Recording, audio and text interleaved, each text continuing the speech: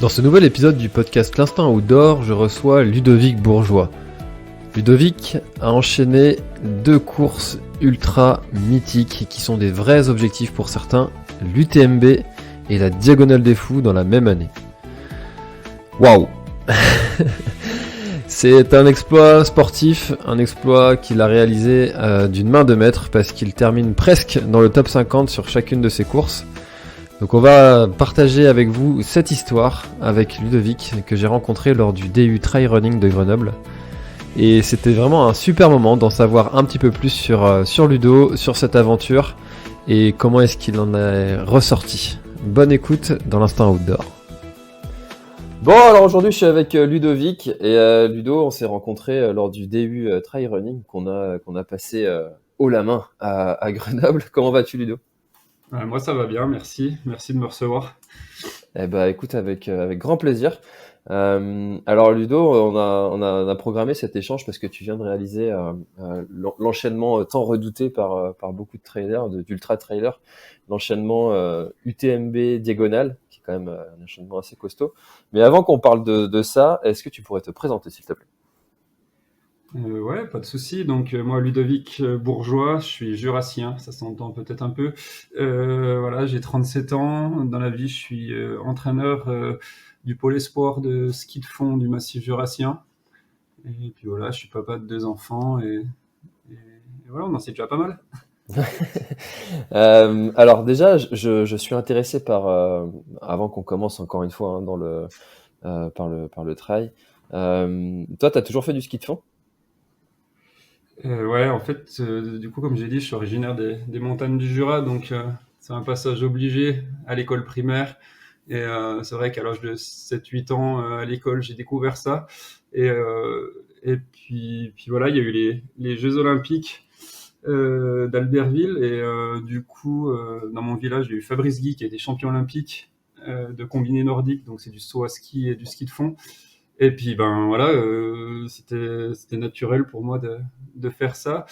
Et puis voilà, petit à petit, ben le ski de fond en club, en compétition.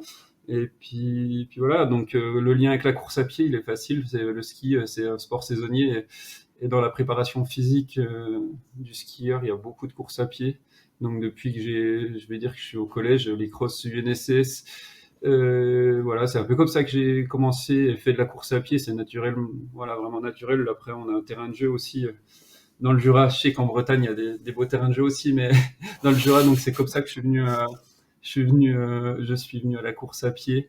Donc voilà, le trail, c'est devenu plus tard, mais on en faisait déjà tous un petit peu du trail avant, les crosses avant, quand on faisait un 10 ou un 15 km, on faisait un cross, maintenant on fait un trail. Donc voilà, le ski de fond, puis la course à pied. Et puis ben, aujourd'hui, la course à pied et le trail en compète, c'est un petit peu aussi... voilà, je peux plus faire en tant qu'entraîneur, comme on dit, on est passé de l'autre côté de la barrière, donc c'est pas évident de continuer à faire des courses quand on est entraîneur. Et puis voilà, c'est pas le but. Donc moi, ce petit challenge compétition que j'ai gardé en moi, on va dire que je le fais au printemps et l'été sur les trails. Ah oui, tu dis que c'est compliqué de faire des compètes de ski de fond quand tu es aussi entraîneur, parce que tu accompagnes les jeunes sur les compétitions, c'est pour ça ? Ouais, puis après tu te fais battre par les athlètes que t'entraînes, t'as l'air bête. Non, oui, bah, déjà ça, heureusement, quelque part que les jeunes les athlètes qu'on entraîne sont meilleurs que nous dans leur sport spécifique. Non, mais voilà, après c'est vraiment aussi, si tu veux, bah, en tout cas c'est ma vision, hein, c'est difficile d'être athlète et entraîneur. Après moi c'est mon métier, hein, d'être entraîneur, donc c'est pas mon métier d'être athlète. Donc on est au service des athlètes en tant qu'entraîneur. Mmh. Et toi, t'as toujours, ça a été un déroulement logique pour toi de devenir entraîneur ? T'as toujours Oui et voulu faire non. ça tu t'es arrivé un peu là par hasard ? J'espère pas. Non, Ah, je le hasard de la vie, tu sais, une opportunité, tu te lances, tu sais, des fois ça arrive. Tu te dis, tiens, je ouais, sais pas après pourquoi je fais ça. il y a forcément des concours de circonstances qui fait que bah, il y a la bonne place au bon moment dans ta vie. Après, moi, je me décris vraiment comme un passionné, donc un passionné du sport et du ski en particulier. Mais non, oui, après, j'ai pas suivi un cursus scolaire forcément standard, parce que tu m'as posé la question, on n'avait pas de tabou en début de question, en début d'interview, mais ouais, j'étais pas forcément un très très bon élève à l'école. Donc, je suis pas parti dans une filière générale, et j'étais parti plutôt dans une filière professionnelle, donc rien à voir avec le sport. Et puis, en fait, cette filière professionnelle m'a fait ouvrir les yeux en me disant, c'est surtout pas ça que je veux faire. Et donc, voilà, à 17, 18 ans, tu te poses peut-être, il m'a fallu un peu plus de temps, peut-être que les autres, mais à réfléchir vraiment à ce que j'avais envie de faire et me donner les moyens de raccrocher un cursus scolaire universitaire STAPS et passer mes diplômes d'État pour devenir entraîneur. Donc non, au début, c'était pas forcément là-dedans que j'étais parti. J'étais plutôt parti à être à l'usine et faire les 3-8. Ouais, alors que tu dis que t'étais pas forcément un bon élève, mais pour réussir STAPS, c'est quand même pas rien, quoi. Il y a beaucoup de gens qui essayent et qui n'y arrivent pas. Donc toi, tu penses que Non, t'y mais as voilà. réussi parce que t'as trouvé ta voie, quoi. Je pense clairement que c'est ça. Et puis voilà, je vais pas être donneur de leçons et puis critiquer le système scolaire français parce que moi, il me convenait peut-être pas à un moment et parce que c'était de ma faute. Et voilà, après, quand on a un objectif, mais en fait, c'est un petit peu comme dans le sport. Après, on en reparlera peut-être de la diagonale et puis de l'UTMB. Après, voilà, quand tu as un objectif et puis qui convient et puis que c'est toi qui as décidé, c'est différent. Donc voilà, c'est un petit peu ça que je retiens. Après, je suis super content du métier que j'ai.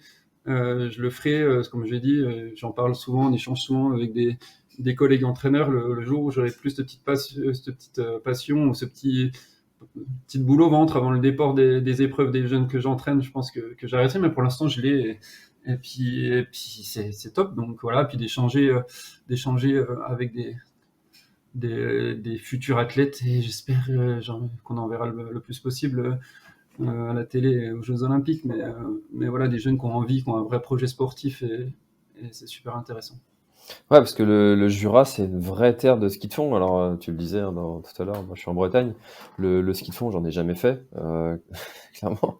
Mais le Jura, c'est une vraie terre de ski de fond et, et ça doit être juste génial quand tu as tout un massif, toute une région qui vibre pour ça. Et d'être entraîneur de ces jeunes-là qui vont potentiellement partir après sur des grosses compètes, ça doit être génial aussi. Ça doit être gratifiant d'entraîner ces gens. Ouais, ouais, oui, c'est super. Non, franchement, voilà, il y a le Jura, il y a d'autres massifs, hein. Si on n'est pas le seul massif maintenant, peut-être qu'il y a 50 ans, le Jura était le plus gros massif de ski de fond français. On l'est toujours, on est toujours les meilleurs, il n'y a pas de souci, mais Sans chauvinisme. non, bien sûr. Non, non, mais voilà, c'est sûr qu'on sent que là, c'est l'automne, les premiers massifs blanchissent. On sent que voilà, tout, tout le monde du ski se réveille et puis c'est cool quoi. Donc non, oui, c'est génial. Et en plus, cette année, on a vraiment la chance, c'est pas un coup de pub, hein, mais c'est la première fois depuis bien longtemps. Il y a une Coupe du Monde de ski de fond qui va avoir lieu là, après Manon dans le Jura, sur la station des Rousses. Donc ça, c'est génial aussi pour nous, pour les jeunes qu'on entraîne, qui vont vivre ces 3 jours de compétition où on va pouvoir rencontrer les plus grandes stars de notre sport, les Scandinaves et compagnie. Donc je pense que pour la promotion de notre sport, c'est génial. Donc oui, être entraîneur de ski de fond, voilà, ça c'est le côté super dans le Jura, mais il y a aussi un autre côté où il y a beaucoup d'attentes des entraîneurs de club, d'attentes des parents, et voilà. Mais après, on pourrait écrire un livre ensemble, si tu veux, sur la place des parents dans le sport, mais, Je sens que tu as envie d'en mais dans parler. la réussite. Ouais, non, non, non, voilà, après, c'est cool, je vis des expériences, et moi, en tant que parent, je me dis qu'il y a des choses que je reproduirai peut-être pas, j'espère en tout cas.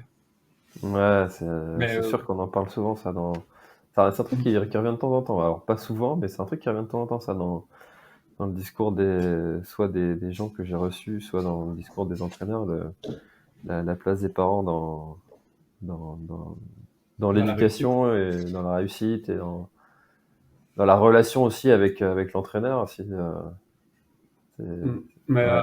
après, je sais pas s'il y a des parents de jeunes que j'entraîne qui écouteront le podcast, mais moi, ça fait quelques années, 3 années, 3, 4 années que j'ai vraiment de la chance d'avoir des parents qui te font confiance. Et puis voilà, du coup, ça marche. C'est étrange quand le parent et tout le monde a confiance en ce qui est mis en place derrière, les résultats sportifs viennent. Donc voilà, c'est cool. Non, mais voilà, c'était juste pour dire aussi que oui, on a un sport, le ski de fond peut-être en Bretagne, c'est vu comme dans les bronzés fonds du ski, allez, encore 10 minutes et je rentre, mais nous, non, ouais, c'est vraiment le sport, pas le sport national, mais c'est vraiment ouais, il y a le trail maintenant, c'est fou. En fait, on a le trail et la course à pied perdue dans nos montagnes jurassiennes. Ouais. Le plus haut sommet jurassien, c'est quoi? C'est le Crêt de la Neige, mais c'est le Crêt de la Neige et il est à 1700 mètres. Ouais. Ouais, c'est pas hyper haut, hein, nos montagnes du Non, mais y a Jura, pas mais c'est besoin. c'est magique. Non, mais c'est pas besoin, non, pas besoin. Donc voilà. Même à la Bah, Réunion, je suis allé plus haut à la Réunion, je suis allé plus haut que le plus haut sommet du Jura. t'as eu une petite pensée pour ton massif quand tu y étais? Tu sais, c'est long, t'as le temps de penser à pas mal de choses. Ouais. Alors justement, on va y venir gentiment à cet enchaînement. Tu vois, quand tu commences un peu le trail, il y a peut-être deux courses que tu entends tout le temps parler. Quand tu dis, tiens, je fais du trail en famille avec des gens que tu rencontres, tu as toujours quelqu'un au repas de famille pour te dire, ah, j'ai un copain qui a fait l'UTMB, ah, j'ai un collègue de boulot qui a fait la diagonale. Là, ça commence à venir ce genre de conversation. Et du coup, toi, tu as enchaîné les deux. Euh, comment c'est venu cette idée? Ça t'a pris combien de temps pour en arriver là? Raconte-nous un peu l'histoire de cet enchaînement. Eh ben, ouais, je vais raconter l'histoire.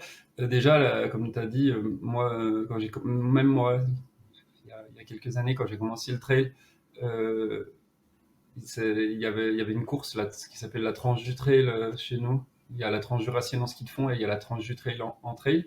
Quand je voyais ces mecs partir pour faire un 70 bornes, je les prenais vraiment pour des dingues. En me disant, mais pourquoi ils font ça? Voilà. Et puis un jour, j'ai commencé le trail avec un copain, Romain, pour pas le citer, on jouait à la PlayStation, tu vois, un peu le truc, et il s'est dit, et si on s'inscrivait à ce truc? Et c'est comme ça que le virus virus, c'est pas le bon mot actuel, mais c'est comme ça que ma passion, en tout cas, pour le, pour le trail est arrivée. Et, euh, C'était il y et a combien de temps ça? justement, là, c'était il y a 8 ans. D'accord. Ah, 8 ans, c'est ça. 2012, même un peu plus du coup. Donc 9 ans. Et puis voilà, on est parti là-dessus et sans forcément de savoir où on allait. Hein. J'avais jamais mis un dossard sur un plus de 15 bornes et on est parti faire 70 bornes. J'ai pas marché pendant une semaine derrière. J'étais là, je fais. Puis du coup, ben, en fait, c'est comme tout trailer, j'ai l'impression.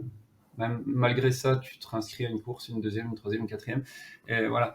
Donc l'UTMB et la diagonale, comment je suis arrivé, c'est vraiment un concours de circonstances. C'était pas un objectif de début d'année en me disant tiens je me fais le duo. Et l'objectif premier c'était de faire la diagonale, là même au printemps quand on s'est rencontrés à Grenoble, j'étais pas inscrit à l'UTMB. Alors je vais expliquer pourquoi j'ai réussi à avoir un dossard à l'UTMB. Mais voilà, la diagonale, moi c'était le truc qui me faisait rêver en tant que trailer, parce que j'ai trop regardé peut-être les reportages intérieur sport sur Canal+, ou tout ça, comme beaucoup j'imagine, et puis voilà, me dire, moi, je n'étais jamais sorti de l'Europe avant le mois d'octobre, donc beaucoup de voyages en Scandinavie pour le métier, ou voilà, ou rester par là, donc quand ça a été une vraie aventure, et on reviendra, mais sur l'organisation, sur tout ça. Donc inscrire à la diagonale, c'était vraiment l'objectif principal. Et au printemps, justement, j'ai chopé une maladie bien jurassienne, en tout cas cette année, qui était l'hantavirus. C'est un virus que tu chopes avec les rongeurs. Donc ça m'a bien, bien couché pendant un mois. Et là, dans ma tête, je me dis, mais c'est mort pour la diagonale. Là, pendant un mois, tu t'es chopé de la fièvre, prise de sang tous les 3 semaines à vérifier. Donc un peu le stress, un mois et demi sans rien faire. Je reprends difficilement au bout d'un mois et demi où tu perds pas mal tu perds pas mal de capacité et de qualité, ou en tout cas c'est ce que tu as l'impression, et puis voilà, et je reprends d'une, deux, 3 semaines. Et, et là, il y a eu une communication de l'UTMB qui a remis des dossards en vente, je sais pas si c'est le mot, mais parce que pour anticiper les absents dus au Covid, donc par rapport aux Asiatiques, tout ça, j'ai tenté ma chance et puis, et puis j'ai eu un dossard. Et là, une fois que j'ai eu le mail comme quoi j'avais mon dossard, je me suis dit, mais là, mec, tu vas enchaîner au mois d'août UTMB et Diagonale. J'ai calculé, il y avait à peu près 50 et quelques jours entre les deux. Et puis voilà, c'est comme ça que je me suis retrouvé avec 2 dossards la même année, l'UTMB. Et voilà, un dossard UTMB, ça se refuse pas forcément. Et puis le dossard diagonal, il était là et c'était ça, voilà. Donc il a fallu un petit peu se préparer physiquement, ça de toute façon, voilà, mentalement surtout à me dire de toute façon, clairement, ça va être une course contre la montre pour récupérer, mais pas se dire c'est pas possible, je serai pas remis, je serai fatigué, voilà, toutes ces pensées négatives. Donc c'est un peu comme ça que j'ai enchaîné les deux, quoi. Ouais, parce que toi, en plus, on ne l'a pas précisé pendant l'échange depuis le début, là, mais tu viens pas sur une course juste pour terminer, quoi.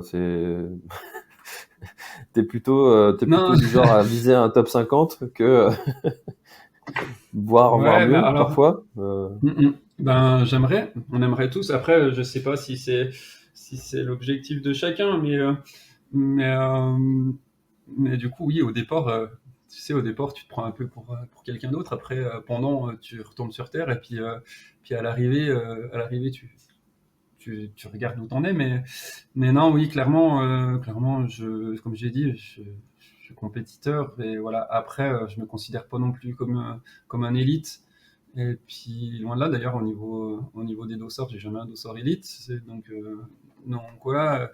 Oui, oui, je suis en mode compétiteur, et en fait, le truc d'enchaîner UTMB diagonale, je suis pas sûr que ce soit le meilleur moyen de faire les meilleurs classements. Quoique, si je prends l'exemple de Pommeret, je pense que Oui. voilà, ça me contredit, mais oui, oui, clairement, quand je prends un dossard, et après, voilà, je suis entraîneur de jeunes compétiteur, et je me retrouve pas forcément dans l'objectif d'être finisseur, même si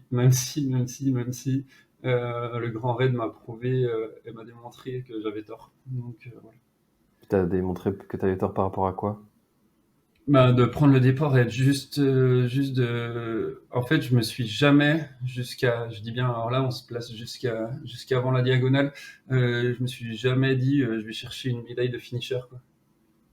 Et Ça là, n'a et là, jamais été. c'est Et là, là, je c'est peux ce te qui s'est dire que la passé. médaille, quand on me l'a mis autour du cou, je me suis dit, mais en fait, je suis trop content d'être fini. C'est génial. Non, mais pas parce que, voilà. Après, l'UTMB 2021, le Grand Raid 2021, c'est le deuxième et troisième 100 miles que je termine. Bah, oui, que je termine. Donc voilà, j'ai pas non plus une expérience dans les ultras, les 100 miles. Après, des plus de 100 bornes, il y en a plus, mais voilà. Donc j'ai traversé tellement de choses. Bon, on va en parler, j'imagine, mais tellement de choses difficiles dans le Grand Raid que je me suis dit, waouh, c'est ouf. Bah, ouais, c'est fou, et tu peux trouver un plaisir, euh, un plaisir vraiment dans juste mettre un pied devant l'autre pour franchir cette ligne d'arrivée. Parce que vraiment, c'était ça, c'était vraiment ça, ce que je ressentais, en tout cas dans le stade de la Redoute, quoi. Ouais. C'est que cette course a vraiment quelque chose de particulier. Et tu dirais que tu as trouvé, toi qui as justement l'expérience des deux, en plus en façon rapprochée avec une mémoire qui est du coup des deux courses qui est assez proche, laquelle des deux tu as trouvé la plus difficile? On sait qu'elles sont toutes les deux différentes et difficiles chacune pour leurs raisons, mais toi, tu as subi sur laquelle particulièrement? Bah, du coup, c'est une question qu'on m'a pas mal posée, mais moi je dirais que c'est pas le même sport, en fait. Ah, J'ai fait carrément, ouais. un sport, ouais, j'ai fait un sport à l'UTMB, puis quasiment un autre sport qui a des similitudes, hein, mais non, franchement, la diagonale sera vraiment une épreuve, je pense, que je me souviendrai toute ma vie, j'imagine, parce que dur par rapport, voilà, comme on parlait du Jura tout à l'heure et du climat, dur par rapport aux conditions climatiques, dur par rapport à la technicité des sentiers. Donc ça, c'est vraiment par rapport à mon référentiel, par rapport à moi, hein. Parce que d'autres personnes le ressentiront peut-être pas de la même façon, mais ouais, voilà, dur l'enchaînement, du changement de climat, où je pense, après, j'ai pas assez des données purement peut-être inventées, hein, mais j'ai l'impression d'être passé de 4 degrés avant Sillaos à 28 degrés dans le Taibit en 1 heure et demie. Et voilà, donc ouais, des souvenirs comme ça, de se retrouver à Marla, donc début du je perds les mots, début de ma fat, à me dire, mais là, les 8 heures du matin, tu vois tout noir et t'as super chaud, la journée va être longue. Et puis après, se retrouver au col des Bœufs 2 heures plus tard dans le brouillard et dire enfin, enfin il fait frais, tout ça. Et en fait, ça dure 20 minutes et tu te retapes plein soleil voilà, dans les traversées des torrents. Mais ouais, non, franchement, j'aime pas dire ça, mais l'UTMB, en tout cas pour moi, c'est facile parce que facile, c'est relatif, hein. C'est facile parce que c'est un sport que j'ai l'habitude de faire. Et en fait, la diagonale, c'était un sport que j'avais très très peu fait. En tout cas, par rapport à aller plus vite en montée qu'en descente, pour moi c'est un truc de fou. Donc voilà, toujours pareil, et ça fait rire du monde, mais quand les gens me disent il reste plus qu'une descente, autant bon, quand t'as mal et puis que le sentier il est pas technique, tu serres un bon coup les dents et ça passe. Mais là, quand faut désescalader, s'accrocher à des branches, mais en fait la branche elle avait des épines. Voilà, shooter dans des cailloux parce que tu les vois plus ou parce qu'il y en a trop. Non, mais voilà. Après, ça reste, comme j'ai dit, ça restera vraiment un truc ancré, et je me suis fait vraiment plaisir. J'en ai pris plein les yeux.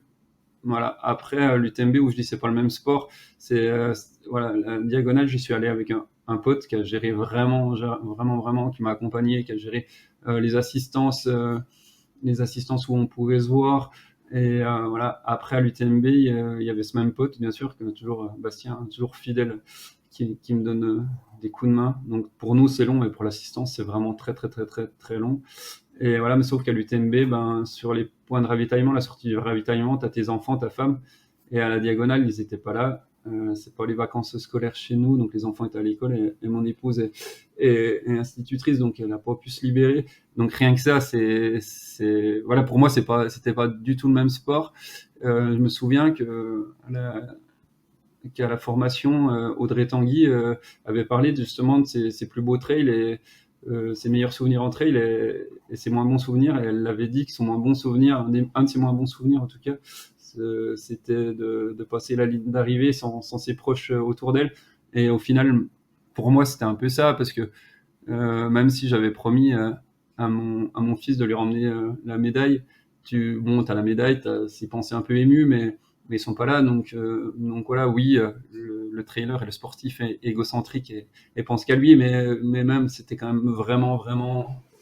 Ouais, il manquait ce petit truc que voilà, à l'UTMB, tu passes la ligne, t'as toute ta famille, tes amis, il y a même des jeunes que j'entraîne qui sont venus m'encourager. Je leur en veux pas qu'ils soient pas venus à la réunion, hein, c'est parce que je suis entraîné, mais voilà, c'était bien plus partagé, et voilà. Donc c'est pour ça que pour moi c'est deux sports différents. Après, Je vois tout à fait ce que tu es en train de, sans décrire. excuse, ouais. Je vois tout à fait ce que tu es en train de décrire, et ça me fait penser à des ultra-trailers qui terminent des fois des ultras de nuit et ils se retrouvent tout seuls, sans public.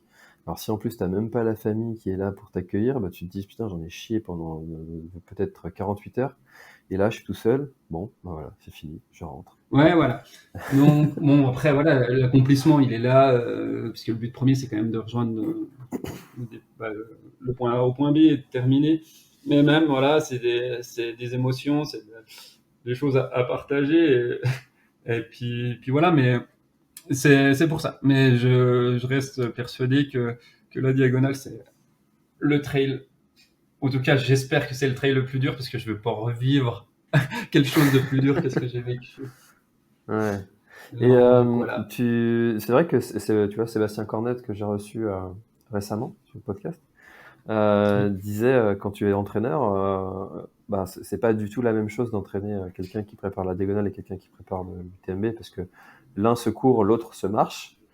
Ouais. Donc, dans ta préparation, toi, tu as fait comment pour essayer de bien préparer les deux? T'as fait quelque chose de particulier? T'as essayé de modifier un peu ton entraînement, ou t'as rien changé et puis advienne que pourra?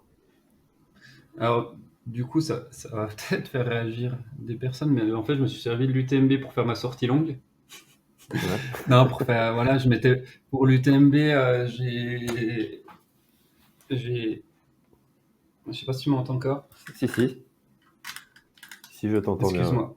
T'entends. Ouais, ça va couper. Donc pour l'UTMB, je me suis pas mis de. En fait, c'était pas un fin de cycle de préparation. Je l'avais inclus dedans en me disant, de toute façon, tu sais faire. Bah, je l'ai déjà fait en 2017, l'UTMB. Tu sais un petit peu comment ça se passe. Et puis voilà, on verra. En fait, ça va faire bizarre aux gens parce que je suis entraîneur, je planifie là justement avant de commencer l'interview, je suis en train de faire les programmes d'entraînement individuels de chaque athlète qu'on entraîne. Voilà, on part en stage. Mais en tout cas, moi, je suis pas du tout de plan d'entraînement millimétré. Après, c'est moi qui me fais mes programmes, donc je pense avec des grandes lignes par rapport à mon expérience, par rapport aux échanges qu'on a avec pas mal d'entraîneurs. Et puis en fait, je teste pas mal de choses que je vais tester, en tout cas sur les intensités, sur les séances de VMA, tout ça, c'est pas mal de choses que je vais faire subir aux jeunes. Donc voilà, après, pour ce que j'ai changé par rapport à d'habitude, c'est m'entraîner en pleine chaleur. Non, je plaisante, on n'a pas eu un rayon de soleil de l'été, C'est vrai que l'été a été bien donc pourri. ça dans la tête, dans ma prépa, tu vois, quand tu dis bon bah voilà, il y a le grand raid dans un an, tiens, qu'est-ce que tu peux faire, qu'est-ce que tu peux mettre, tout ça.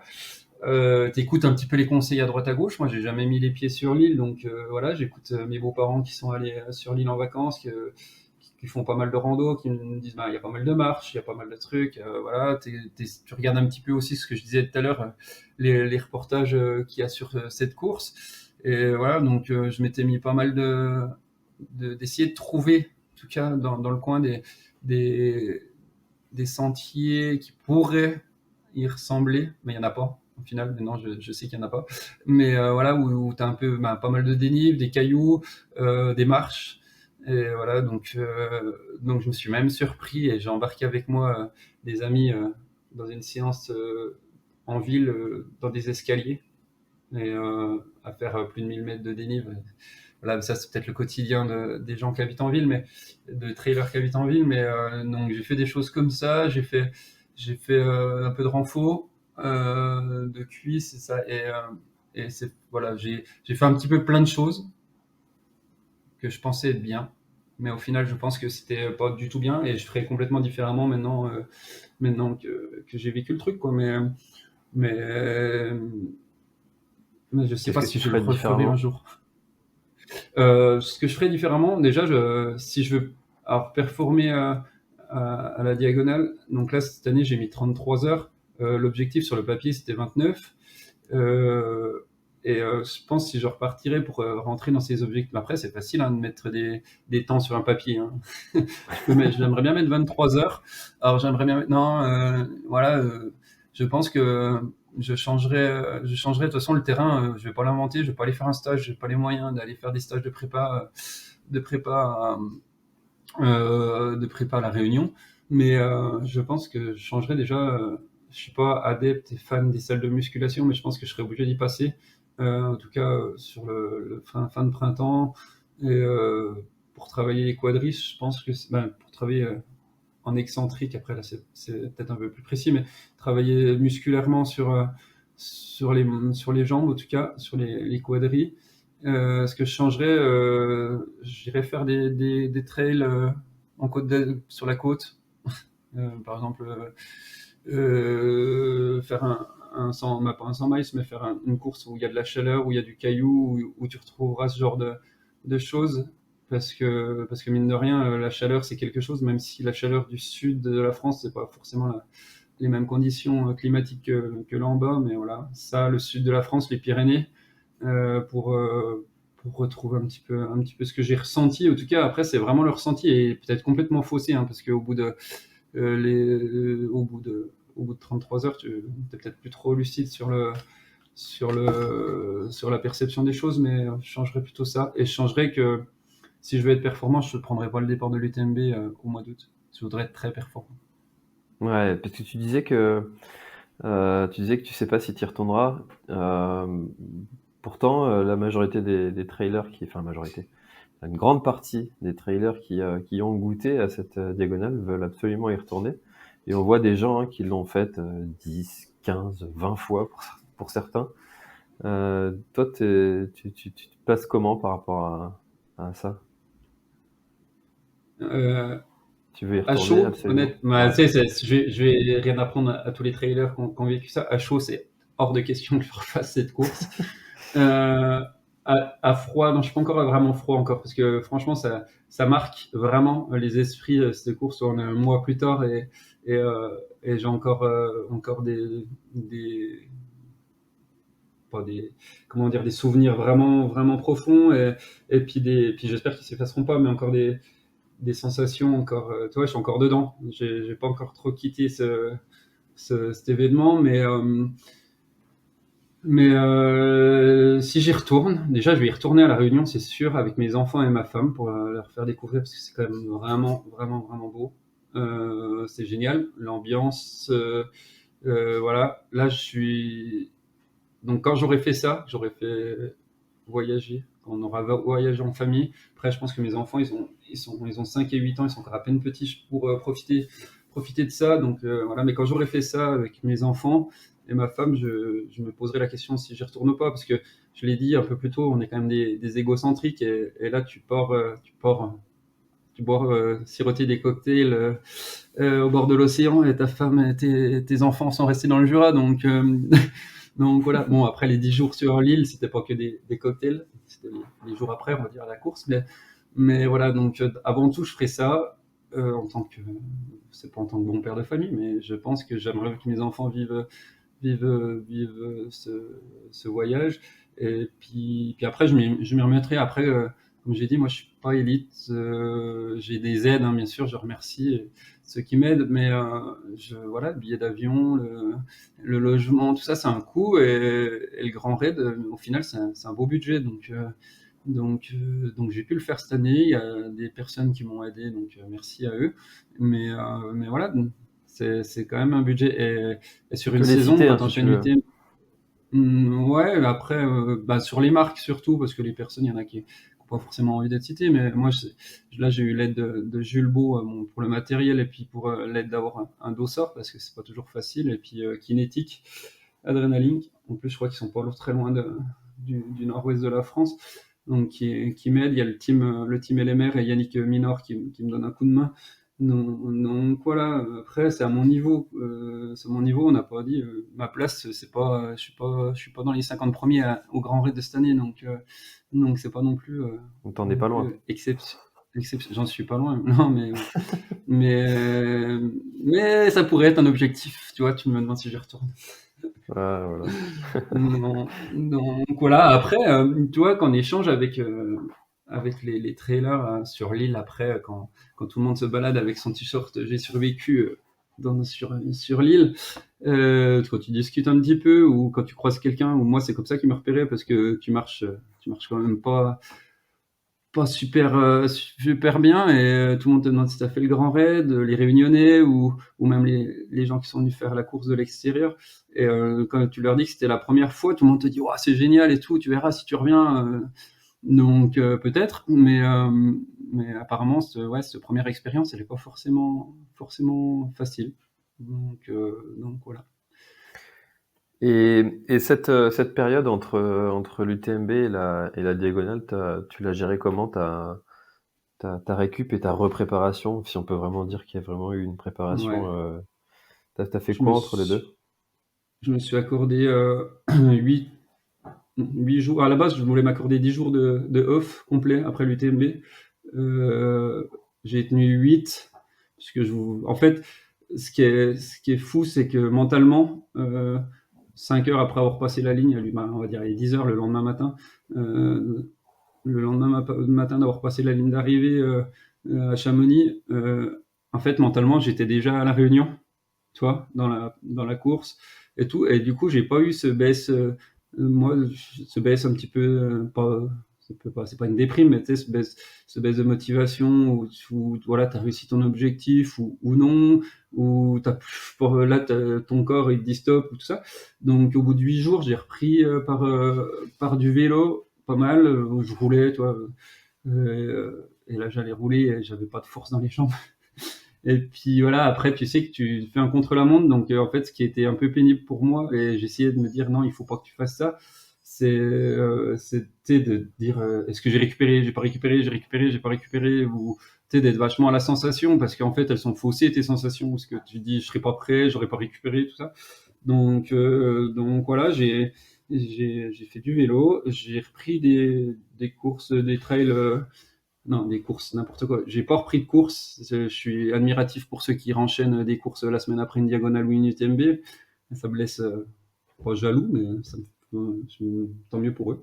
Moi, j'y arrive pas. Mais du coup, j'ai repris mes entraînements habituels en course à pied. Je suis allé avec le boulot. Du coup, ben, t'as pas le choix. Quand les jeunes vont courir, si tu les suis pas alors que tu viens de finir l'UTMB, t'es un loser. Donc non, j'ai repris vraiment, vraiment comme ça.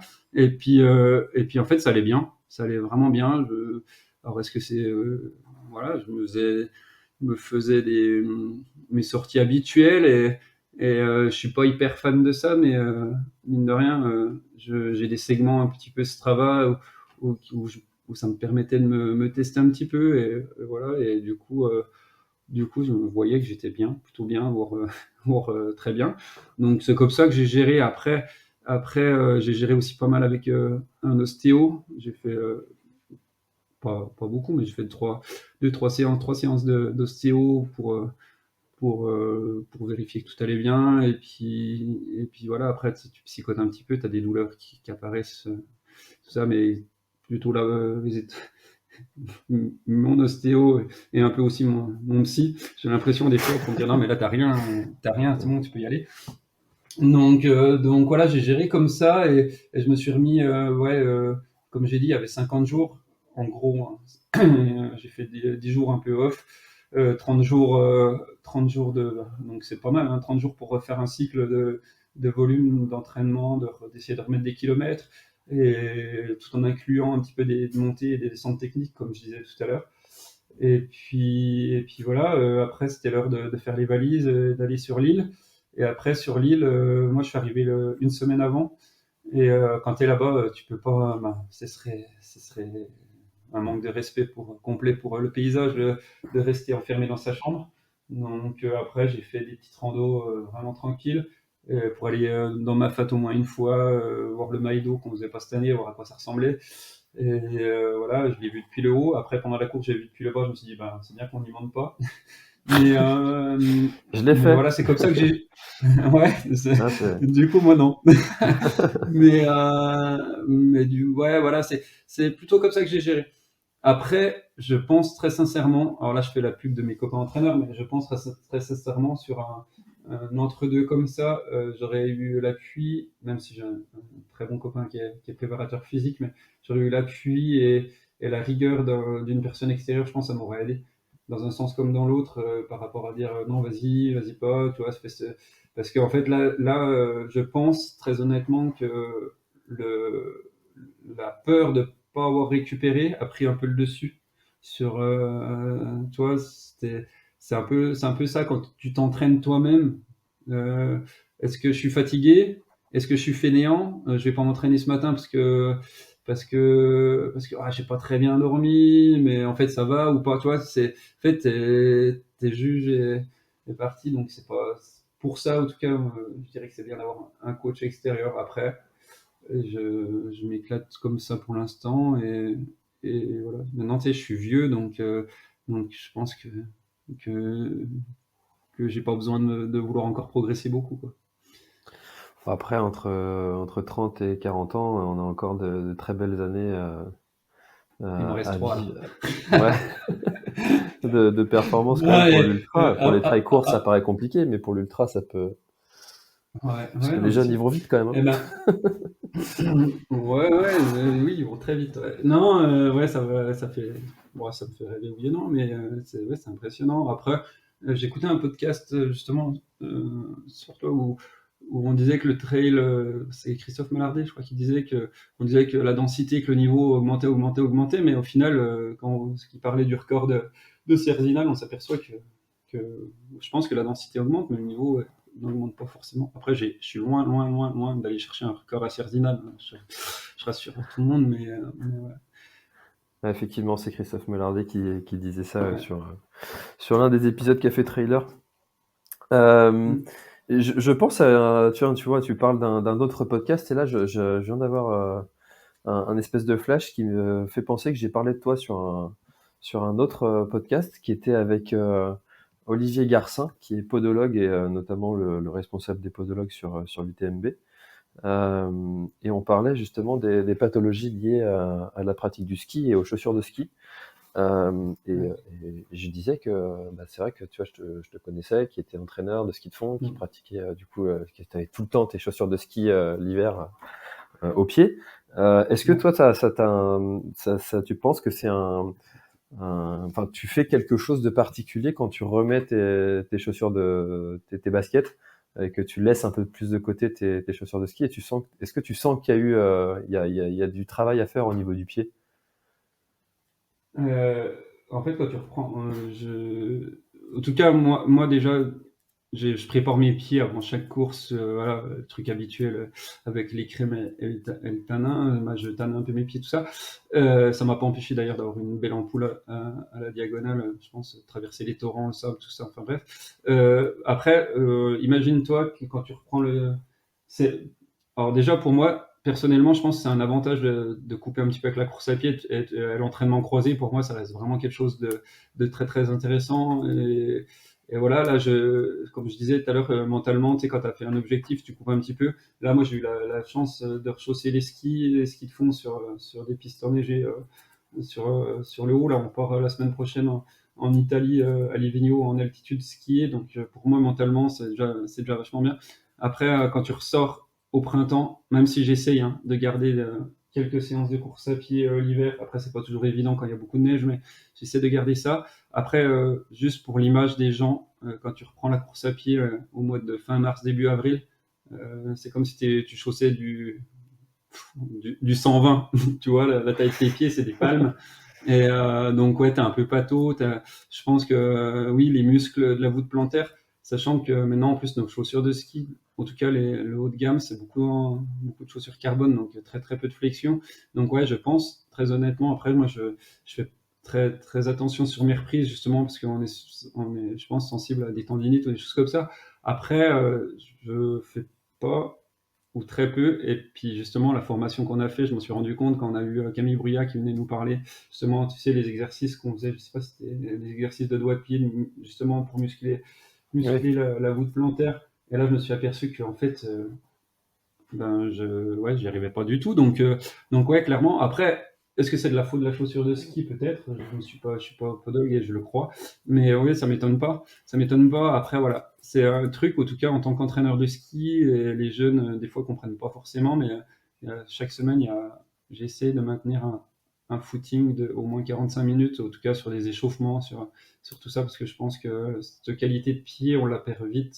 En tout cas, j'ai pas de données, mais juste de la pratique. Je pense que tu les perds vite. Après, ça revient vite. C'est Xavier Thévenard, hein. Moi, il m'impressionne aussi parce que, bon, pas que pour ça, mais il skie beaucoup. Et, Jurassien, voilà, il skie beaucoup l'hiver. Et des fois, quand je le vois s'aligner au Trail du Ventoux, tout ça, avec très très peu en tout cas, ce que je sais, ce que je pense, en tout cas, très très peu de pratique en course à pied et qu'il arrive à être performant, c'est que c'est possible aussi. Après, je, je sais pas. Moi, je fais pas. En tout cas, je fais toujours une reprise progressive parce que de toute façon, sinon, je pense que tu te blesses assez rapidement. Mais voilà, après, ça revient vite. Hein. Par contre, au bout de 2-3 semaines de reprise, tu fais des séances un peu plus longues, quoi. Mais c'est vrai qu'au début, je reprends vraiment pour des séances de 45 minutes, 1 heure et quart. Et voilà. Mmh. J'ai pas Et répondu. si, mais c'était intéressant d'avoir ton expérience de pratiquant parce que, encore une fois, hein, voilà, moi j'ai beau faire des podcasts sur les sports outdoor, je pratique pas personnellement et du coup je découvre des fois Mm. des choses, hein, forcément, j'apprends des choses, hein, tu vois, j'avais pas notion du tout de toutes ces pathologies qui étaient liées à la chaussure de ski Mm. et c'est juste incroyable les chiffres qui sont Après, prouvés. ce que je disais, la chaussure de ski de fond, elle est assez rigide. Et de plus en plus, justement, comme je disais, avec les nouveaux matériaux, les nouvelles chaussures qu'ils font. Après, je pense qu'en ski alpi, en ski de rando alpi, ça doit être encore autre chose, parce que là, c'est quand même déjà vachement plus raide. C'est un mix de chaussures d'alpin, donc là, oui, encore plus, j'imagine. Ouais. Hmm. Il me disait que en plus, tu étais compressé dans les pieds pour avoir plus de précision. Ah Voilà, bah ouais, donc du coup, ça c'est vraiment le ski de rando alpi et le ski alpin. Et c'est vrai qu'il y en a de plus en plus qui le font, qui font ce sport en sport croisé avec le trail. Et je pense que c'est bien. Après, voilà, il y a d'autres dérives, T'as-tu fait d'autres d'autres sports que problématiques. le ski de fond, vélo, ou des choses comme ça? Ouais, ouais, ouais. Je suis un amoureux du sport. Donc, ouais, je fais beaucoup de choses. Bah, beaucoup, je sais pas. Peut-être trop au goût de ma femme. Non, je fais je fais, je fais pas de ski à roulettes. Tu sais, ça, moi, c'est Du du ski roue, ski de ouais. fond sur du ski roue, ouais. Donc, ça, c'est un truc que je coach beaucoup, que je pratique, que j'ai beaucoup pratiqué, que je fais beaucoup pratiquer. Mais c'est quelque chose en tout cas, ouais, qui me perturbe. Donc voilà, non, je fais voilà, vélo, course à pied, ben, normal. Un petit peu d'escalade, mais ça j'ai arrêté parce que t'as plus le temps de tout faire, et puis le matos, et puis les voies. Et voilà, après ski de rando nordique, et ski rando alpine, bah, c'est pareil, hein. C'est juste les pentes qui sont pas les mêmes. Donc ski de rando dans le Jura, on fait moins facilement du dénivelé que dans les Alpes. Mais voilà, en tout cas, j'adore passer du temps, et c'est pour ça aussi que j'aime le trail. J'adore passer du temps en nature, dans la forêt. Donc voilà, ça fait un peu le rustre barbu qui dit ça au fond de sa montagne, mais non, c'est top, vraiment top. Et puis, même si, tu vois, la Réunion, ça me fait juste un effet waouh, c'est trop beau et tout. Et puis après, tu te poses, tu regardes, et puis en fait, tu te dis, mais en fait, j'ai de la chance, sans être chauvin, hein, mais j'ai de la chance. Je pense que la France, en tout cas, euh, on a des paysages vraiment magnifiques aussi. Et, en tout cas, j'ai la chance d'habiter une région avec la Suisse pas loin, les Alpes, tout ça, où je me dis aussi qu'on a vraiment de la chance d'habiter ces coins-là. Donc voilà, il me reste plus qu'à venir visiter la Bretagne parce que c'est une demande aussi de madame.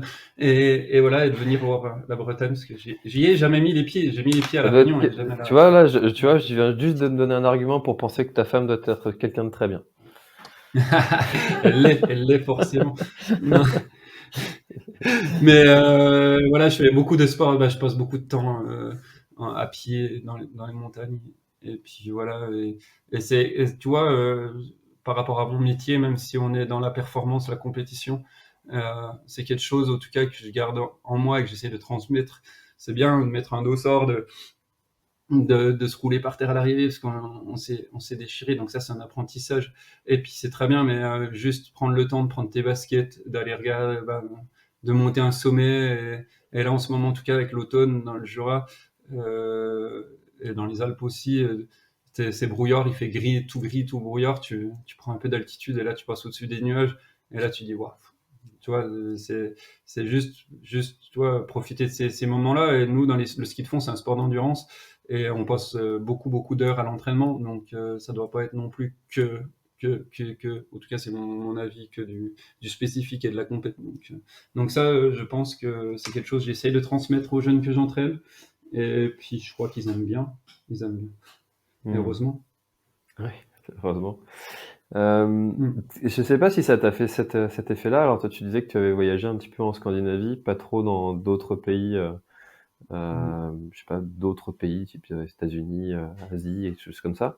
Mais personnellement, le fait d'avoir été à La Réunion là cette année, ça m'a donné envie d'aller découvrir le monde de me dire, mais en fait, enfin, il y avait des paysages là-bas à La Réunion, j'avais l'impression que c'était un décor de Disney, que les cailloux, ils étaient faux, c'était un décor en carton, et puis que j'allais me réveiller, quoi.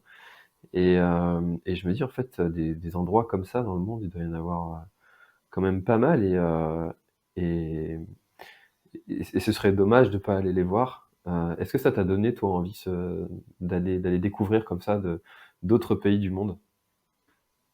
Ouais, ouais. Mais ce que je disais tout à l'heure, ça m'a donné envie, mais surtout de le partager. Donc oui, clairement, franchement, tu sais, les gens, avant, quand tu leur dis, ouais, je vais à La Réunion, puis comme tu disais dans ton entourage, bon, pas que pour la diagonale, mais c'est une destination, franchement, en tout cas, dans mon entourage, qui est pas mal, où beaucoup de gens y vont pour randonner, pour, voilà.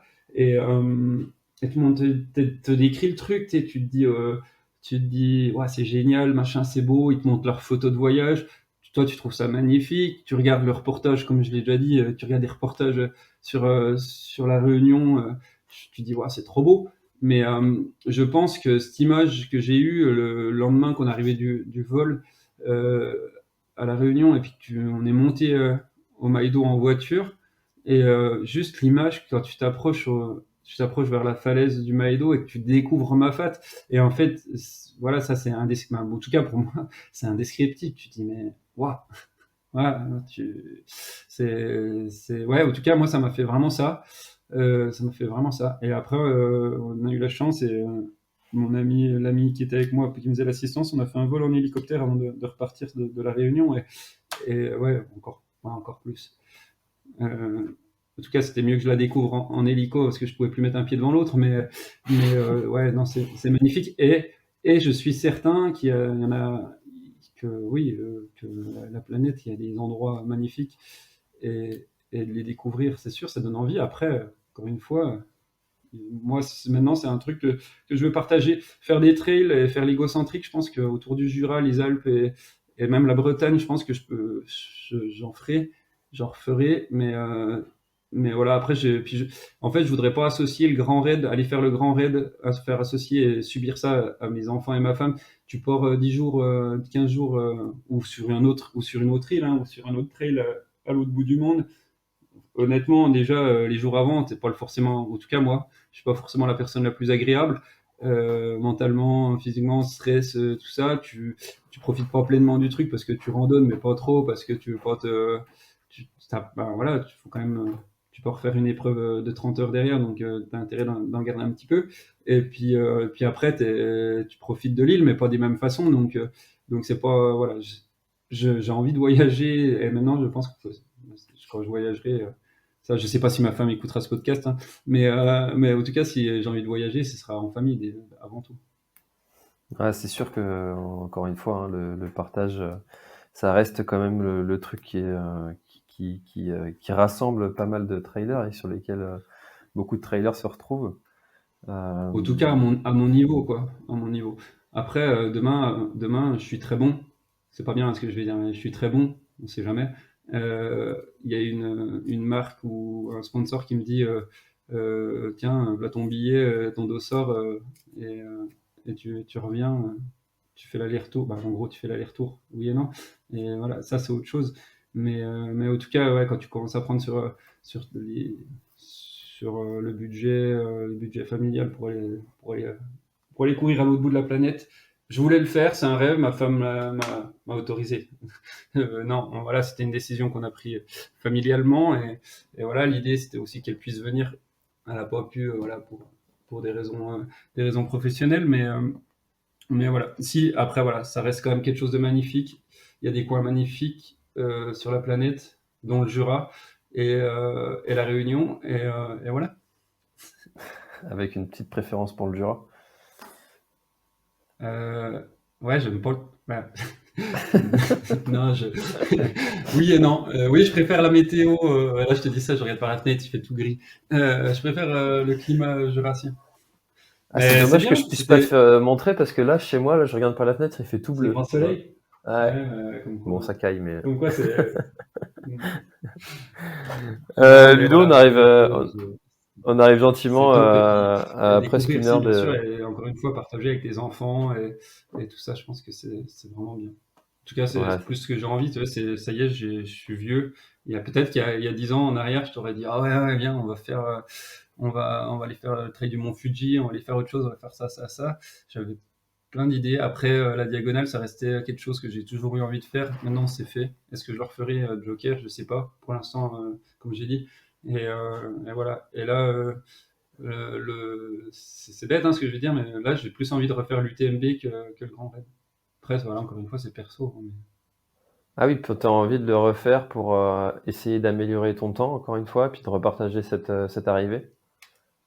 Excuse-moi, j'ai pas tout entendu. Je dis, tu as envie de le refaire pour des raisons d'amélioration de ta performance et puis de revivre cette arrivée en famille, entre amis. Ben, oui, revivre. Franchement, les émotions que tu as à l'arrivée, tu as forcément envie de en tout cas, moi, perso, j'ai vraiment envie de les revivre. Et, euh, et en fait, j'ai passé l'âge, hein, d'être frustré, mais je suis quand même un peu frustré de mon UTMB cette année, où encore une fois, hein, on se voit toujours meilleur qu'on ne l'est peut-être, mais je pense honnêtement que je peux gratter du temps et puis voilà, après, on va pas faire un débat sur l'UTMB, sur machin, sur truc, mais en tout cas, j'ai pas fait 50 000 trails non plus, mais je pense que c'est quand même quelque chose mythique peut-être par rapport à tout ça, mais l'organisation, ouais, cet engouement, et puis le parcours en fait me convient, ben, la technicité me convient bien. Toi, de très très très très technique maintenant, de très technique pour moi en tout cas dans l'UTMB, il y a les pyramides calcaires. Après, c'est des sentiers où voilà, je fais 1,88 m, je suis grand, je suis pas hyper technique, pas hyper souple, donc voilà, j'arrive à dérouler entre guillemets. Donc, voilà, je pense que c'est quelque chose qui me convient. J'ai Hmm. l'impression en tout cas. Après cette année, c'est vrai, ben c'est comme ça, mais ouais. En tout cas, je l'ai fait 2 fois, 52 et 55, donc il y a quelque chose à faire quand même avant de l'arrêter. On va aller chercher au moins le top 50. Ouais, ouais, ouais. Secrètement, j'aimerais mieux, hein. Mais voilà, entre penser que tu es capable de le faire et le faire, on pourrait faire un podcast d'une heure, mais sur la psychologie. Mais non, voilà, c'est quelque chose, en tout cas aujourd'hui, si on me demande quelle course tu as envie de refaire, c'est ça. Après, il faut avoir le dossard. Maintenant, en plus, avec nouveau système de qualif, je me suis pas hyper penché sur le truc, mais il va falloir aller courir ailleurs, donc c'est bien. J'ai vu qu'il y avait des trails en Suisse qualificatif, des trucs qui me bottent bien, et des endroits que je connais pas trop, là, vers Grand Montana, tout ça par là-bas. Donc voilà, après j'ai toujours envie de me faire plaisir. Et tu vois, c'est ce que je te disais par rapport à mon boulot, c'est valable aussi par rapport à ma pratique. Le jour où j'aurai pas cette petite boule au ventre, et puis cette petite passion, pas cette petite passion, cette grande passion, j'arrêterai. Après, voilà, je me suis pas reconnu, en tout cas sportivement, dans ce que je faisais à la diagonale. Moi, j'avais l'impression de faire de la. Ouais, en fait, ça s'appelle le Grand Raid. C'est un raid, et je comprends pourquoi maintenant. Hmm. Ah, c'est sûr que enfin, il y en a beaucoup qui disent que déjà les trails courts et les ultra trails, c'est deux sports différents. Mais là encore, on est dans une autre pratique. Et Ouais. puis on pourrait même, ouais, dire, je sais pas, le marathon des sables, c'est encore un autre sport. Euh, Ouais. il y a plein de Ah façons en ben fait de oui. pratiquer la course à pied. Non, mais c'est voilà. Après, quand tu regardes nos moyennes horaires, on est des randonneurs, hein. Sans manquer de respect, même à partir du. Je sais pas, j'ai pas de place, mais à l'UTMB, il y a les 5-6 meilleurs qui courent vraiment fort, j'ai l'impression. Et après, je cours pas encore moins fort que le 10e, hein, c'est pas ce que je suis en train de dire. Mais ouais, non, mais après, c'est un autre sport, voilà. Après, quand tu vois des trails, là, des 30 bornes qui se gagnent en, pour loin de 16 de moyenne, donc j'ai fait, ouais, ok. Non, donc oui, c'est pas le même sport. Et voilà, après, il y en a quand tu discutes avec eux, ils disent, je comprends pas pourquoi vous faites ça, voilà. Mais en fait, tu peux pas comprendre tant que tu l'as pas fait. Et puis puis je respecte les gens qui pensent ça, mais c'est un autre sport. Et l'UTMB, encore une fois, c'est pour moi l'UTMB la diagonale, c'est un autre sport. Et voilà. Donc, Hmm. euh, donc Donc voilà, et puis je suis vraiment, comme je disais tout à l'heure, admiratif de ceux qui arrivent en enchaîner, parce que moi j'en ai enchaîné 2. J'avais vraiment cette impression-là de courir, en tout cas dans les 30 premiers kilomètres, où tu cours un peu quand même à la diagonale pour sortir de la ville, pour monter sur le plateau. J'avais vraiment l'impression qu'il y avait des gens avec un élastique qui me tiraient vers l'arrière, tu vois, un peu cette sensation-là. Donc je pense que j'avais pas, au final, j'avais pas forcément récupéré des deux, mais, euh, mais voilà. Donc ceux qui enchaînent beaucoup, beaucoup, ben, on n'est pas fait pareil. Ouais, c'est sûr qu'il y a des gens, tu te demandes comment est-ce qu'ils arrivent à enchaîner tout ça sans se blesser en plus, parce que il y en a qui le font et qui durent dans ce truc-là, d'enchaîner, enchaîner, enchaîner. Alors il y en a qui disent qu'un jour ils le paieront, peut-être pas. Ouais, ouais. On verra bien. L'avenir le dira, je leur souhaite pas. Ludo, on arrive déjà à 1 heure d'échange. Est-ce qu'il y a quelque chose que tu aurais aimé ajouter à notre échange et dont on n'aurait pas encore parlé? Elle est dure Je cette sais même pas question. de quoi, je me rappelle plus de tout ce qu'on a parlé. Non, c'était top. Après, voilà, c'est vraiment un échange de comment moi j'ai vécu les choses. C'est quand même quelque chose de personnel, hein. Le ressenti, les choses comme ça, c'est pas une vérité. Et, et puis voilà, non, je pense que c'était bien. Et c'était bien, c'était une première aussi pour moi d'échanger comme ça sur ça. Et peut-être que si dans un an j'aurai une autre perception complète de ce que j'ai fait il y a un mois. Mais voilà, en tout cas, je voulais juste souligner que je suis content, je me suis fait quand même plaisir pendant 33 heures, euh, 33 heures de course. Et puis si c'était à refaire, je le referais bien entendu. Et c'est génial. Et toi, là, en même temps que je te parle, elle n'est pas affichée au mur, hein, mais je vois cette médaille sur la médaille du Grand Raid, parce que mon fils joue avec par là, par là elle est posée, et au final, c'est, comme on dit, j'ai mis une petite croix à côté, elle est faite, cette course, et je suis content, je suis vraiment content de l'avoir Mmh. fait, et j'encourage les gens qui veulent y aller, d'y aller, et voilà. Après, faut pas sous-estimer, moi je m'attendais à un truc dur, et, euh, et c'était très très très très dur, personnellement. Je rajoute Euh, personnellement, hein. Je vois Antoine Guillon et compagnie, ils adorent ça. Mais, voilà. Sans faire j'aime pas faire le parallèle, mais en tout cas, je préfère l'UTMB parce que je pense, et ça, ça correspond plus à mes qualités physiques que la diagonale. Mais voilà, je suis très content de les avoir fait les deux. Et voilà. Faudrait peut-être que je me mette la TDS. C'est peut-être un mix entre les deux. Voilà, c'est peut-être ça. Je l'avais fait il y a quelques années sur l'ancien parcours sur le 119 km. Ah, peut-être, ça peut être quelque chose à tenter. c'est vrai qu'on dit que souvent que la TDS est plus technique que l'UTMB et certains disent que du coup c'est plus dur. Moi je pense surtout qu'elle est juste différente en fait cette course et qui En va fait, voilà, correspondre à plus à c'est un type de profil. Ouais. la jauge de difficulté, ça correspond aux qualités de la personne. Donc peut-être que Benoît Girondel, il va te dire l'UTMB, ça me correspond pas du tout par rapport à mes qualités. Et la diagonale, ça lui correspond beaucoup plus. C'est juste un exemple, hein, je sais pas, parce que l'année prochaine, il va venir sur l'UTMB puis il va la gagner. Mais peut-être, je sais pas ce qu'il a prévu de faire. Mais voilà, je pense, encore une fois, la difficulté, c'est par rapport aux qualités qu'on met en face. Donc voilà, peut-être que pour quelqu'un de courir beaucoup plus au bout de 100 bornes, ce qu'on fait à l'UTMB, c'est impossible. Alors que lui, marcher et relancer dans toutes les bosses et les descentes du Grand Raid jusqu'au 160e kilomètre, ça lui pose moins de difficultés. Donc voilà, c'est purement individuel, j'imagine. Bah, c'est sûr que ça va dépendre des préférences, de l'expérience, de notre Mm. passé de sportif. Enfin voilà, il y a tellement de paramètres à prendre en compte dans ce merveilleux sport qu'est le trail. Ouais, Bon, eh ben, écoute, merci beaucoup Ludo pour cet échange. bah de Encore rien. félicitations pour ce très très beau défi et puis très bien accompli. Je sais pas qu'est-ce qu'on peut te souhaiter après avoir réussi un défi comme ça.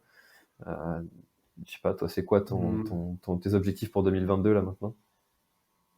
Eh ben, on est en plein dedans. Et honnêtement, s'inscrire, c'est pas évident hein, de se replonger dedans parce que là, tu vois, il y avait des inscriptions pour le 90 du Mont Blanc ou des choses comme ça et j'ai pas fait parce que psychologiquement, je suis pas prêt à me réinscrire tout de suite. En tout cas, encore une fois, c'est moi.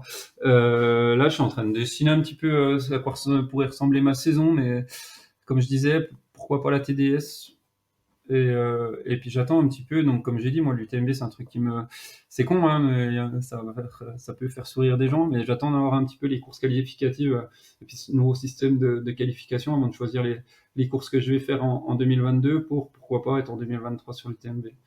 Donc voilà, après j'ai rien vraiment de défini. Peut-être il y a un trail en Suisse à Verbier qui me donnait un peu envie. Mais voilà, c'est pas évident. Non, moi aussi. On fera un podcast là-bas. Ah, bah avec grand plaisir. Le 1 an après, qu'est-il devenu? Qu'est-il devenu? Non, mais voilà, puisqu'on peut souhaiter à tous, c'est d'être, c'est ballot et puis c'est bateau de dire ça, mais c'est quand même d'être en forme et puis de se faire plaisir dans ce qu'on fait. Donc voilà, moi je fais des courses et j'ai pas une expérience folle dans les ultras, mais j'ai toujours dit que toi il y a cette jauge un petit peu difficulté plaisir et tant qu'il y aura le plaisir, je continuerai. Et la jauge difficulté plaisir au Grand Raid, j'étais à la limite de la franchir, tu vois. Donc voilà, je peux conclure là-dessus si j'en ai. Eh ben écoute, belle conclusion. Merci beaucoup Ludo encore une fois pour faites-vous plaisir. Faites-vous plaisir. Voilà, c'est ça, exactement. C'est vraiment tout ce qu'on peut souhaiter et parce que c'est vraiment ça l'idée. Hein, ça reste un sport plaisir et puis restons en bonne santé tout en se faisant plaisir et puis en allant accomplir des défis de dingue. On n'a qu'une vie, voilà. C'est ça, c'est exactement ça. Allez, à bientôt Ludo, merci beaucoup. Bye bye. Ouais, ciao. Cet épisode est maintenant terminé, merci de l'avoir écouté jusqu'au bout et si vous êtes encore là, c'est sûrement qu'il vous a plu, alors n'hésitez pas à le faire savoir autour de vous, c'est la meilleure façon de faire connaître le podcast L'Instinct Outdoor. Parlez-en, partagez les épisodes, merci beaucoup pour votre fidélité et à très bientôt dans un prochain épisode.